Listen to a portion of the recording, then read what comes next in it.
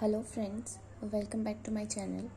तो आज हम थोड़ा सा साइकोलॉजी पढ़ेंगे, जिसका टॉपिक है आज का इंटेलिजेंस। ठीक है, इंटेलिजेंस यानी बुद्धि। तो इंटेलिजेंस को हम कैसे डिफाइन कर सकते हैं कि intelligence is a ability of adjustment, ठीक है, या how fast we adapting changes. और जो हाइपोथेटिकल टॉपिक्स हैं उनको हम कितने इजीली कैरी आउट कर सकते हैं।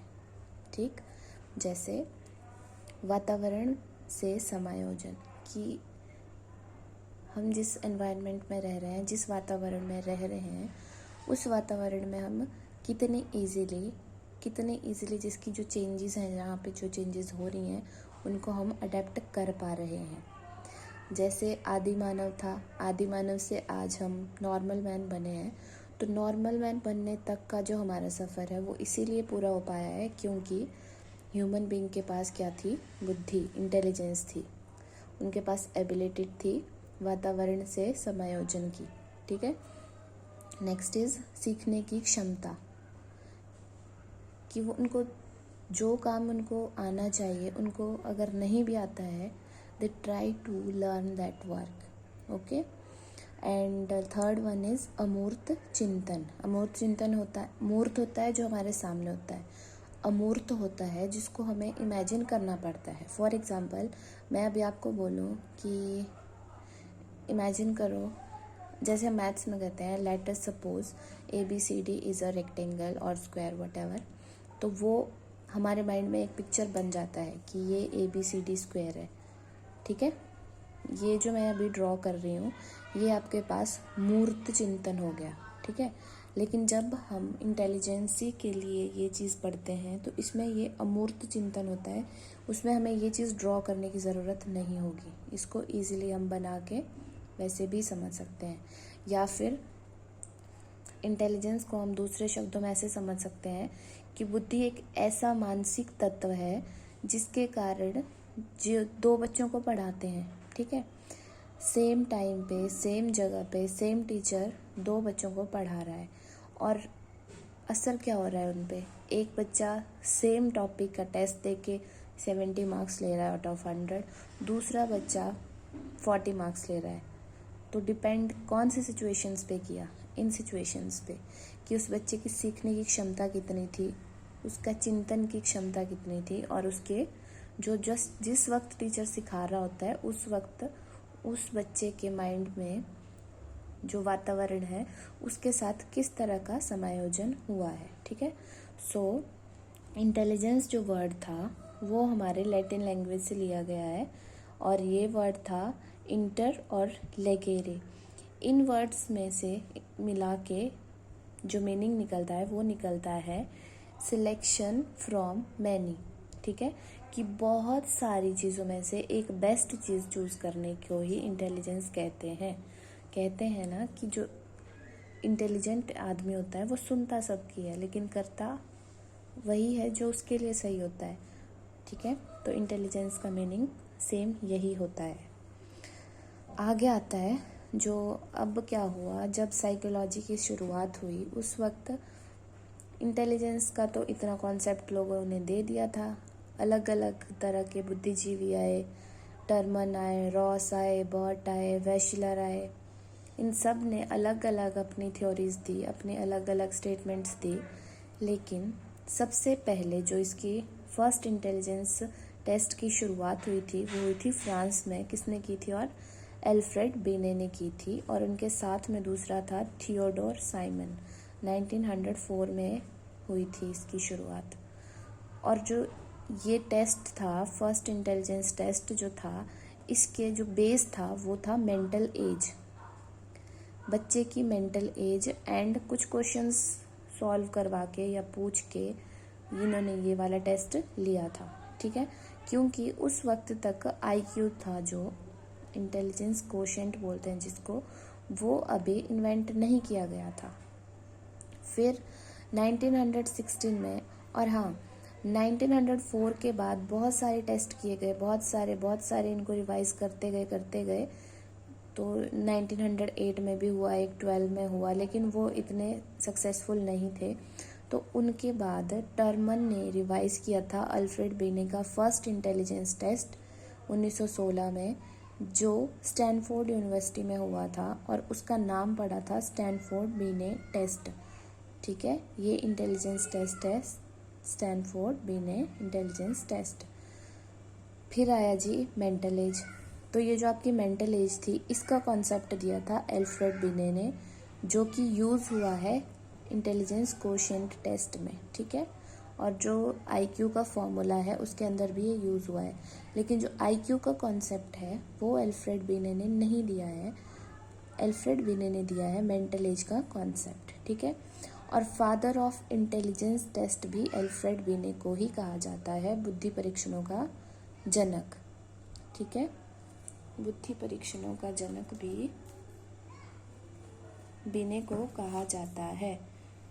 और एक और कॉन्सेप्ट आता है इसमें, फादर ऑफ यूजेनिक्स, EUGENICS। ठीक है, फादर ऑफ यूजेनिक्स ये बोलते हैं गाल्टन को।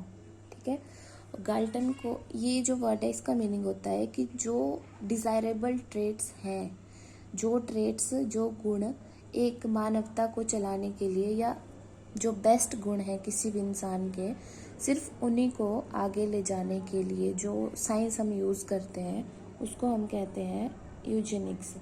कि जो डिज़ायरेबल ट्रेट्स हैं किसी भी हेरिडिटी के, फॉर एग्ज़ाम्पल किसी के फादर डॉक्टर हैं, मदर डॉक्टर है, तो उनकी फैमिली में डॉक्टर्स के लिए जो आगे बच्चे होंगे उनको तो इजीली वो चीज़ समझ होगी, टीचर्स, अब बच्चा टीचर बनना चाह रहा है, लेकिन जो गाल्टन है उन्होंने कहा कि जो डॉक्टर के बच्चे हैं इन सिंपल वे वो डॉक्टर ही बने। This is called father of Eugenix. ठीक है, फिर नेक्स्ट आता है विलियम स्टर्न।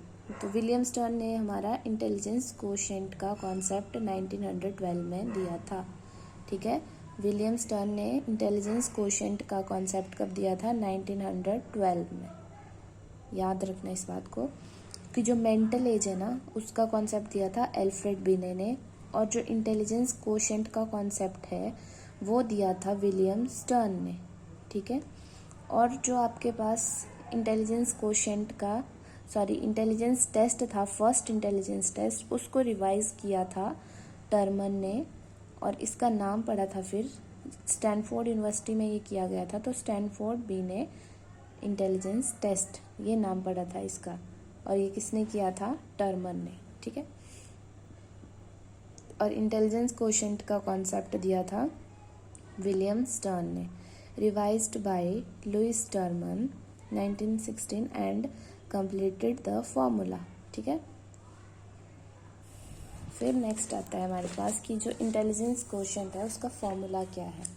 तो इंटेलिजेंस कोशेंट का फॉर्मूला है mental as upon chronological age into 100, यानी मानसिक आयु अपॉन वास्तविक आयु इंटू 100। ठीक है, तो जो आपकी मानसिक आयु है उसका क्या मीनिंग होता है कि आपके, इन सिंपल वर्ड समझो कि आपके दिमाग की उम्र, अब उसकी, जैसे हम पैदा होते हैं हमारी एज बढ़ती है, तो वैसे दिमाग पैदा होता है उसकी एज तो बढ़ नहीं सकती, तो उसका लेवल चेक करते हैं। ठीक है, कुछ क्वेश्चंस करके जो हमने पीछे पढ़ा, कुछ टेस्ट करके फिर हम मेंटल एज को कैलकुलेट कर सकते हैं। ठीक है, फिर आता है क्रोनोलॉजिकल एज। क्रोनोलॉजिकल एज होता है एक्चुअल एज, जो हमारी उम्र होती है फ्रॉम बर्थ टिल एंड। ठीक है, आगे आता है हमारे पास आईक्यू टेबल। जो आईक्यू टेबल है वो ये है, सिंपल दिया हुआ है इसमें, जीनियस। तो जीनियस होता है उसका आईक्यू लेवल कितना होता है? 140 या उससे ऊपर। सुपीरियर का 30 से 40 के 140 के बीच में, वेरी सुपीरियर का 120 129 के बीच में, अबव एवरेज होते हैं उनका 110 से 119 के बीच में, नॉर्मल का 90 to 109, below average 80 to 89, dull 70 to 79, moron 50 69, imbecile 25 to 49 और इडियट्स का 0 to 24। नॉर्मली क्या होता है, जो इस ग्रुप में बच्चे आते हैं उनको पढ़ाना इज़ नॉट पॉसिबल। ठीक है, इनको पढ़ाना पॉसिबल नहीं होता, मतलब इनको हम स्कूल्स में भी नहीं पढ़ा सकते, इसके ऊपर हम कोशिश कर सकते हैं। और ये वाला जो ग्रुप होता है, ये वाला ग्रुप मोर ओवर यहाँ तक भी जा सकते हैं। इसमें से मैक्सिमम जो बच्चे होते हैं उनका जो मेंटल लेवल होता है वो इसी बीच का आता है, जो आईक्यू आता है मैक्सिमम बच्चों का। मैक्सिमम चिल्ड्रंस आईक्यू लाइज कहाँ से 90 to 120 के बीच में लाई करता है। और अकॉर्डिंग टू इंडियन कॉन्टेक्स्ट में जो है वो 120 को भी जीनियस काउंट कर लिया गया है। ठीक है, वैसे तो जीनियस 140 या उससे अबव होता है, बट जो 120 से अबव आते हैं उनको भी इंडियन कॉन्टेक्स्ट में 120 से ऊपर जीनियस ही काउंट किया जाता है। ठीक है, फिर आगे सिंपल सा है, एक हमारे पास कर्व आता है, नॉर्मल प्रोबेबिलिटी कर्व, और इसको हम बेल कर्व भी बोलते हैं। ये भी इंटेलिजेंस कोशेंट को डिफाइन करने के लिए ही बनाया गया है, और इसको हम डिफाइन करते हैं सिग्मा से, स्टैंडर्ड डेविएशन से। ठीक है, तो इसमें सिंपल यहाँ देखना है हमने, ये 55 है, 70, 85, 100, 115, 130 एंड 145। तो ये जो सबसे लोएस्ट है ये हमने अभी पीछे पढ़ा था, ये जो हमने पीछे पढ़ा है अभी इडियट वाला, ये वो रेंज आती है आपकी इडियट वाली। ठीक है, और ये आती है जीनियस वाली। ठीक है ना, इडियट और ये जीनियस। और जो मैक्सिमम एवरेज पॉपुलेशन होती है वो 85 से 115 या 120 के बीच में उनका आईक्यू लाई करता है। ठीक है, और अकॉर्डिंग टू रेंजोली एक बुद्धिजीवी थे जिन्होंने गिफ्टेड चाइल्ड को पहचानने के ये 3 बातें बताई थी कि उनमें हाई एबिलिटी होती है हर चीज़ की, वो कुछ भी कर सकते हैं। High ability, high creativity, high commitment. Creativity यानी वो किसी भी काम को इंटरेस्टिंग वे में करने का हुनर रखते हैं।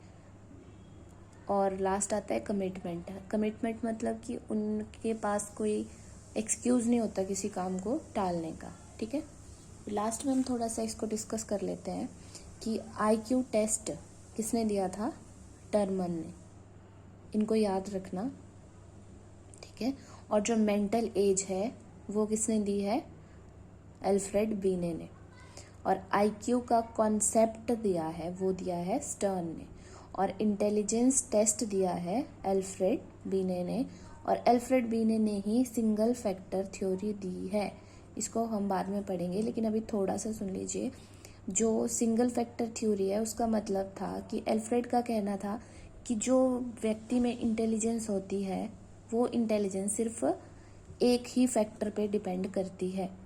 ठीक है, यानी कि वो फैक्टर कोई भी हो सकता है, इट डजेंट मैटर कि वो हेरिडिटी पे है या वो उसके इनबिल्ट है, वो कोई मैटर नहीं करता। लेकिन उसको ये पता होता है कि उन्होंने सिर्फ इतना कहा कि ये सिंगल फैक्टर थ्योरी है, मीन्स कि इसमें एक ही फैक्टर पे डिपेंड करेगा बच्चे की या इंसान की इंटेलिजेंस। नेक्स्ट आती है स्पीयरमैन। तो स्पीयरमैन ने दी थी 2 फैक्टर थ्योरी। 2 फैक्टर थ्योरी में बोला गया था, इन्होंने कहा कि जो इंटेलिजेंस है वो 2 चीज़ों पे डिपेंड करती है। 2 हिस्सों में डिवाइड किया गया है इसको, एक जनरल और एक स्पेसिफिक। जनरल यानी हम लोग जो होते हैं, हम लोग नॉर्मल बंदे हैं। अब हम कोहली को ले लेते हैं, कोहली भी है तो इंसान हमारी तरह, लेकिन उसकी स्पेशलाइजेशन क्या है कि he is best in cricket. ठीक है, वो क्रिकेट में बेस्ट है। लेकिन जो जनरल चीज़ होती है वो हमें हेरिडिटी से भी मिलती है, और मिलती ही है, मिलती भी नहीं है, मिलती ही है। और नेक्स्ट जो स्पेसिफिक आता है, स्पेसिफिक हमें ट्रेनिंग से मिलता है, वो हमें हेरिडिटी नहीं मिलता है। So that's all for today. कल हम इसके आगे पढ़ेंगे और इन थ्योरीज को भी थोड़ा एक्सप्लेन करके पढ़ेंगे, लेकिन ये आज के लिए बहुत है। Thank you, have a nice time.